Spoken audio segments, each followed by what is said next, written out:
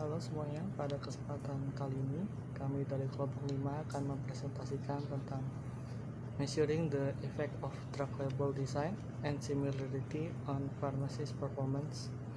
Kelompok 5 itu ada saya, Timotius Johan, ada juga Anggir Herlambang, dan juga ada Yoga Kurnia.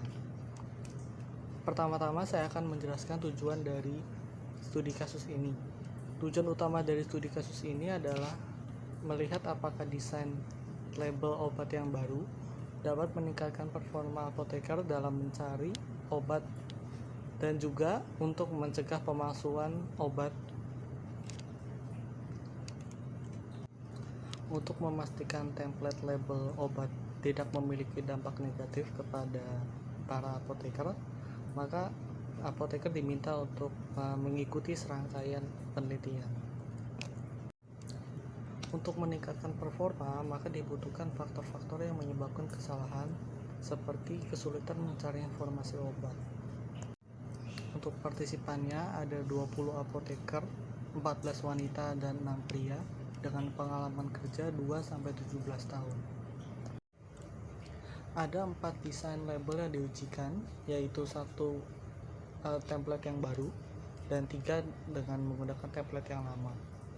Ada 2 tipe soal. Yang pertama itu high level similarity, seperti yang dilihat di sini dari ke-16 contoh template label, semuanya hampir semua terlihat mirip gitu tuh. Ini untuk contoh soal yang pertama. Untuk contoh soal yang kedua yaitu low level similarity. Ini dari ke-16 contoh label obat, desainnya masing-masing memiliki perbedaan. Beda sama yang tadi, yang high level itu kelihatan mirip, kalau yang low level itu kelihatan beda-beda. Selanjutnya prosedur. Pertama, peserta diminta untuk melihat gambar yang berada pada monitor dan diminta untuk menemukan obat sesuai dengan instruksi. Jadi instruksi ini berupa nama obat, misalkan paracetamol 500 gram atau yang lainnya. Yang kedua, setiap instruksi selalu berada di bagian bawah halaman layar dan peserta harus menekan spasi untuk menampilkan gambar di atas instruksi dengan total 16 soal.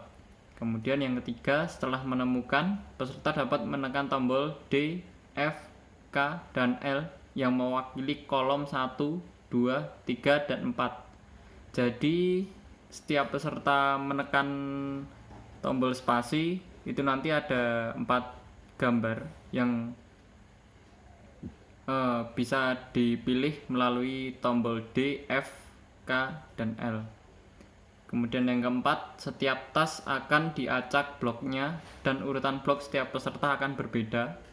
Yang kelima, pengaturan obat di setiap gambar tetap konstan seperti biasanya terjadi di apotek. Yang keenam, peserta diinstruksikan untuk menemukan obat target secepat mungkin tanpa mengorbankan keakuratan. Kemudian analisis dibagi menjadi 5. Yang pertama, error rate didefinisikan sebagai persentase jawaban salah. Kemudian time on task adalah waktu yang diperlukan untuk melakukan task, menemukan label yang benar dan menjawab. Kemudian pupil diameter adalah ukuran rata-rata pupil peserta ketika melihat soal setiap task. Jadi ukuran pupil akan diamati. Jika peserta semakin fokus, maka pupilnya akan semakin mengecil. Kemudian fixation count adalah nilai rata-rata dari fiksasi per label. Fixation adalah gerakan mata ke kiri atau ke kanan atau naik turun, itu akan dihitung. Kemudian fixation duration adalah rata-rata lama dari fiksasi per label. Dari hasil penelitian yang kami lakukan, didapatkan hasil sebagai berikut. Yang pertama, rata-rata peserta membutuhkan 9 detik untuk membaca instruksi tugas dan mengidentifikasi obat target dengan benar. Yang kedua, ukuran pupil tidak dipengaruhi oleh desain label atau tingkat kesamaan label. Yang ketiga, tidak ditemukan efek dari persamaan label terhadap fixation duration.